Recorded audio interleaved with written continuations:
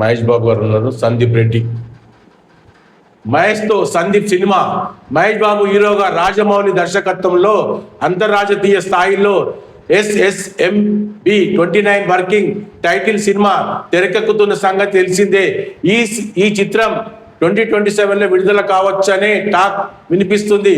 ఈ చిత్రం తర్వాత మహేష్ బాబు ఏ దర్శకుడితో సినిమా చేయనున్నారనే చర్చ కొంతకాలంగా తెలుగు ఇండస్ట్రీలో హాట్ టాపిక్ గా మారింది. ఇప్పటికే కొంతమంది దర్శకుల పేర్లు తెరపైకి వచ్చాయి. తాజాగా అర్జున్ రెడ్డి యానిమల్ సినిమాలతో ప్రేక్షకులను మెప్పించిన దర్శకుడు సందీప్ రెడ్డి వంగ పేరు మరోసారి తెరపైకి వచ్చింది. అర్జున్ రెడ్డి తర్వాత మహేష్ బాబుతో ఓ సినిమా చేయాలని సందీప్ రెడ్డి ప్రయత్నాలు చేశారనే వార్త అప్పట్లో ప్రచారమైంది. ఇప్పుడు ఆ సమయం వచ్చిందని మహేష్ బాబు సందీప్ రెడ్డిల కాంబినేషన్లో సినిమా రూపొందుకున్నాయని, అయితే హాలు మొదలయ్యాయని, సన్నాహాలు మొదలయ్యాయని బోగట్ట. ఇక ప్రస్తుతం SSAMB 29తో మహేష్ బాబు బిజీగా ఉన్నారు.